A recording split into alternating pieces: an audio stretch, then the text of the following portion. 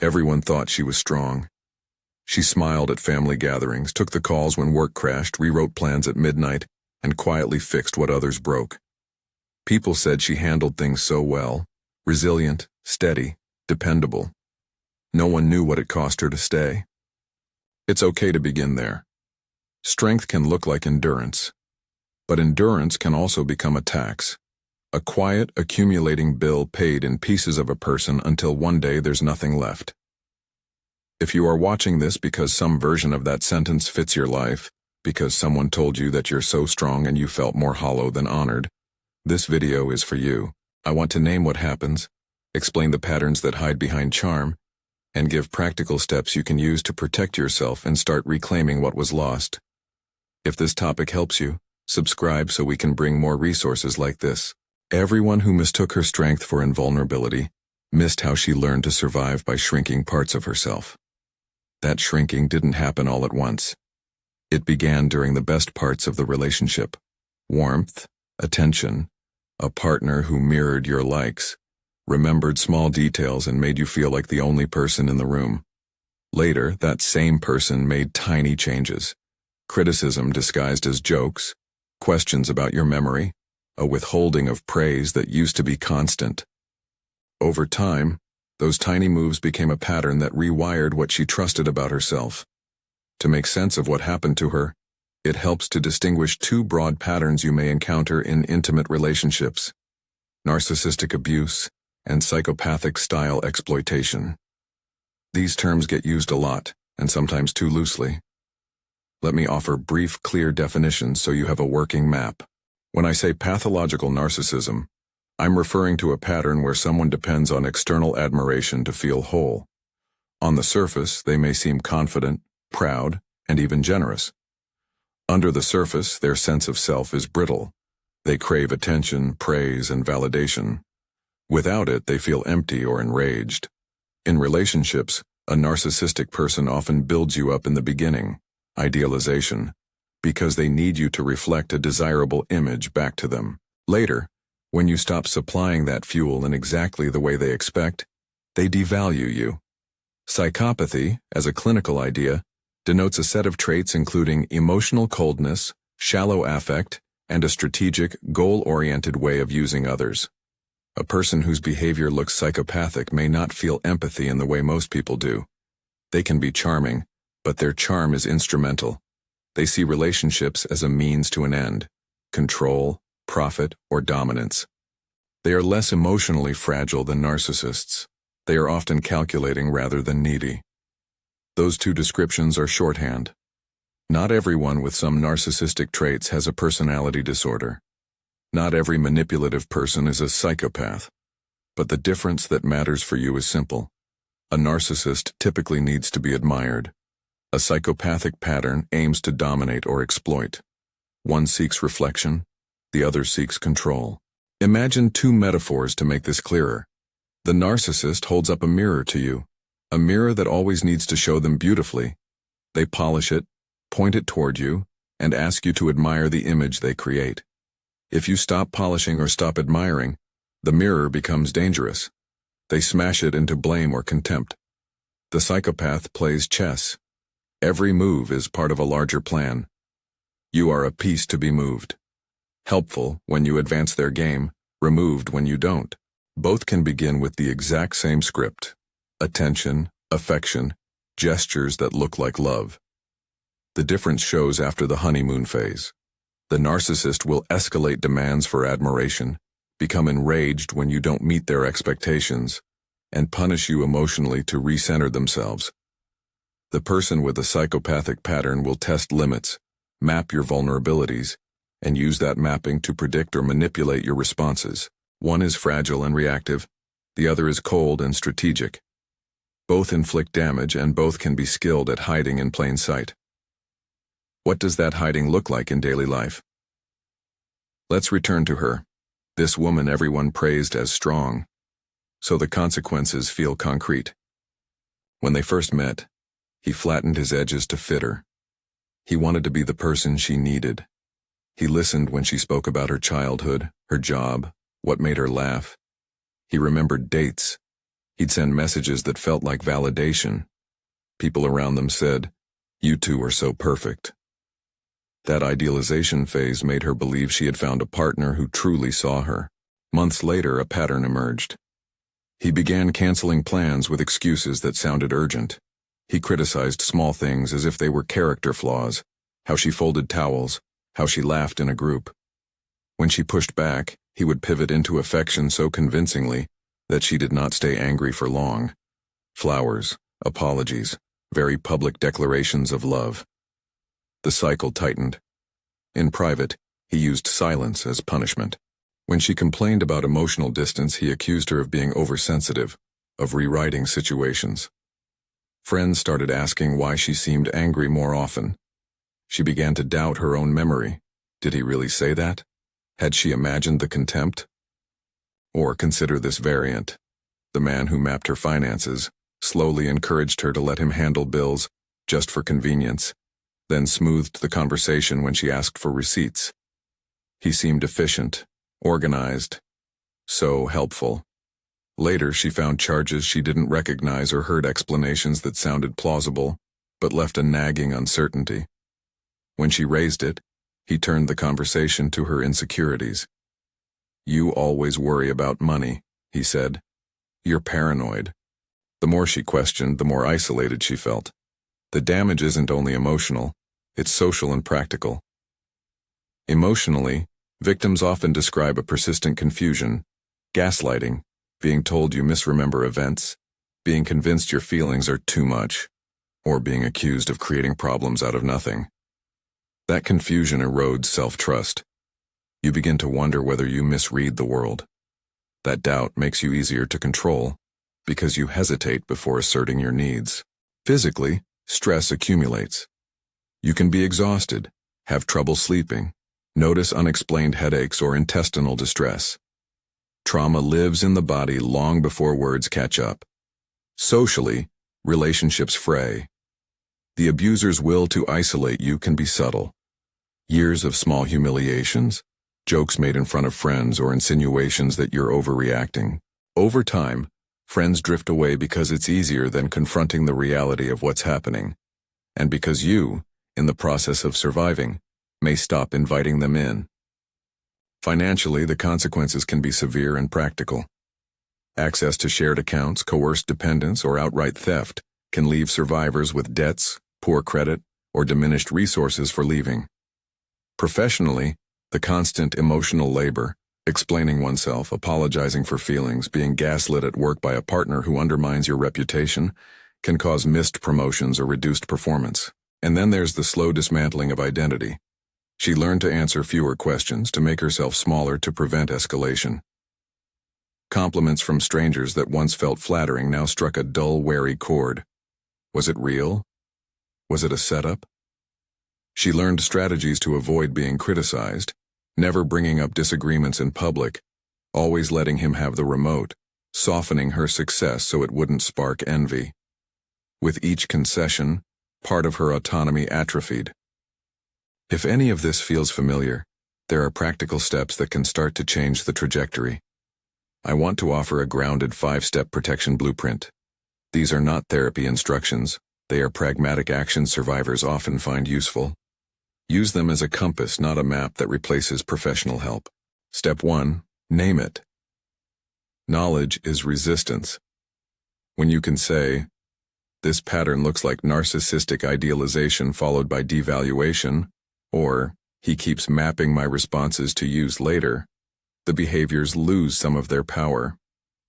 Naming is not the same as diagnosing someone publicly. You don't need to decide whether a partner has a clinical label. You only need to recognize repeatedly harmful patterns: idealization, gaslighting, financial control, emotional withholding, and stalking behaviors. Write down the behaviors you see. A clear list helps when memory has been eroded by confusion. Step 2. Boundaries, not negotiations. Boundaries are statements of your limits, what you will and won't tolerate, not bargaining chips. Start with small, enforceable actions. "I will not accept being yelled at," or "I need receipts for shared expenses." Enforce them consistently. If a boundary is crossed, Have a pre-planned consequence that you will follow through on, and then follow through. This is where many survivors get stuck. Boundaries that exist only in words are easy to ignore. Make them tangible. A delayed response, removing yourself from a situation, locking an account, or involving a trusted third party. Enforcing boundaries is not about punishment. It's about protecting your space. Step 3. Trust your body. Your body knows things before your mind catches up. If your gut tightens when a conversation begins a certain way, notice it. If your heart races, your shoulders climb toward your ears, or your stomach drops when he calls, those are signals not to be dismissed. Practice simple grounding techniques, labeling sensations, stepping outside, calling a friend, so you can slow down decisions you might later regret. Body awareness won't fix everything, but it gives you a practical early warning system. Step 4. Favor reality over fantasy. Abusers are often expert actors in the early stages. Intense romance, instant friendships, soulmate language, these things can feel intoxicating. Healthy relationships grow steadily. When something moves too quickly into declarations and exclusivity, pause. Reality check with trusted friends or a professional. Ask, is this person consistent across situations? Do they treat service staff with respect? Are their apologies followed by change? When fantasy outpaces consistent behavior, the red flags deserve attention. Step 5. Refuse to negotiate your personhood. This is a moral line, not a strategy. If someone treats you as an object, expects you to exist only to supply their needs, or regularly dehumanizes you, you don't owe fixes or explanations for choosing to leave. Leaving is rarely simple. Financial, parental, or cultural ties complicate decisions. But remember, you are not obligated to stay in a relationship that strips you of dignity. If leaving isn't immediately possible, create safety plans, document abusive behaviors, and build connections with people who validate your experience. For each step, a short example can make the idea concrete. Naming it. Keep a journal where you record specific incidents, dates, words used, effects, so you can later look back and see the pattern. Boundaries. If he belittles you in front of friends, tell him in a calm voice, I won't be spoken to that way. And if it happens again, leave the room or the event. Body awareness. When you feel your chest tighten before he arrives, make a plan to be somewhere with support or to call someone you trust. Reality checking. Before you accept a lavish apology or a grand gesture, ask a close friend for an outsider's perspective. Refusing to negotiate your personhood. If he insists on isolating you from family and claims it's proof of love, treat that as a serious boundary violation. None of this is easy. Setting boundaries often triggers escalation because the abuser has, in effect, been running your life. They will push back. That's why building external support matters. Validation from others, friends, family, therapists, support groups, rebuilds the damaged trust you have in your own perception. A clinician can help you process trauma responses so the steps above don't become yet another burden to manage alone. I want to be explicit about two things that survivors often wrestle with: shame and choice. Shame is a tactic abusers use, but it's also a product of isolation and confusion. You may ruminate, if I were stronger, I would have left sooner. That narrative is both unfair and untrue. Staying can be a strategy for survival, protecting children, preserving a livelihood, minimizing immediate danger. Strength shows up in many forms. Staying because you have no viable exit today is not the same as condoning abuse. It is survival logistics. At the same time, reclaiming choice, deciding when you will no longer accept harm, is its own power. You don't erase your past endurance by choosing to prioritize your future. Here's an important distinction about strength. The world often rewards visible strength, the person who smiles and carries responsibilities. But invisible strength, the work of reclaiming your sense of self, of rebuilding boundaries, of seeking help, is no less real. Sometimes leaving a relationship, sometimes saying no more, is the bravest and most coherent use of that strength. Other times, Choosing safety for children or stabilizing finances first is the wisest path. There is no single script that fits every survivor. If you find yourself doubting your reality, asking, "Did this happen?" there are practical validation steps. Save messages, take screenshots, and write a contemporaneous note of incidents. Share your notes with someone you trust or a professional so you have an outside witness to the pattern. Accurate records can also help you assess risk and plan next steps if you decide to change your situation. We also need to talk about community responses. Many survivors tell me that people applauded their resilience while offering little real help. Saying "you're so strong" can feel like a closing remark rather than an invitation to support. If you are on the outside watching someone you care about, move from praise to active help. Offer specific assistance. Watch the kids. Help with appointments. Be a listening ear without pressuring them to act. Validate their experience. Ask what they need. Don't force advice. Practical offers and consistent presence matter more than platitudes. It's also common to wonder whether the person you're with is really a narcissist or a psychopath. Resist the urge to anchor on labels. Behavior is what matters. Does this person systematically undermine you, manipulate facts, isolate you, control finances, or use threats, subtle or overt, to shape your choices?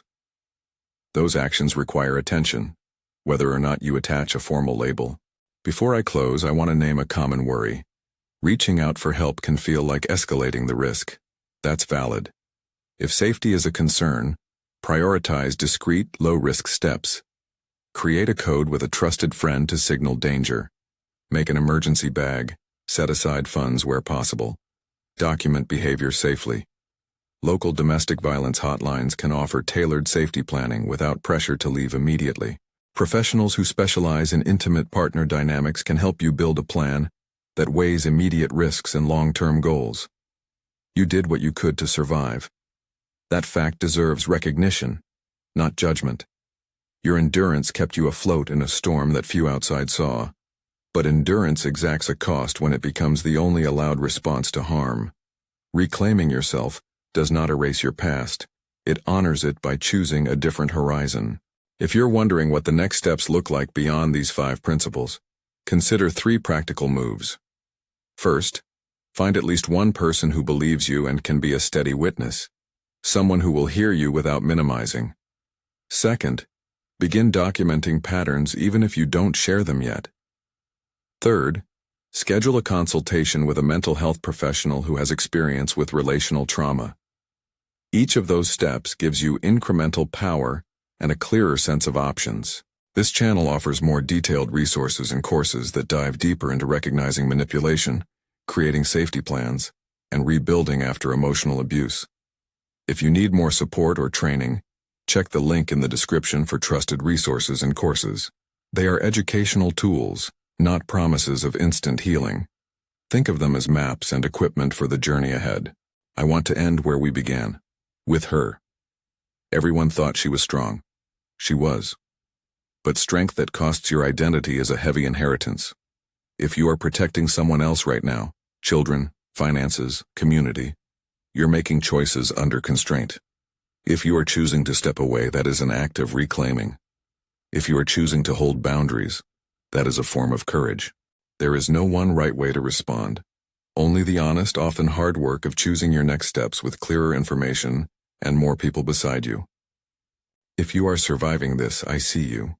If you're unsure whether this applies to your situation, keep this video close and come back to the steps when you can. If you can, reach out to a friend, a professional, or a support group, and tell them what you've written down. The first witness is often the hardest to find, but it's the beginning of repair. Everyone thought she was strong. No one knew what it cost her to stay. May you find the strength to honor both, the survival that kept you safe then, and the courage to choose dignity and freedom now. If this video helped you even a little, share it with someone who needs to hear it.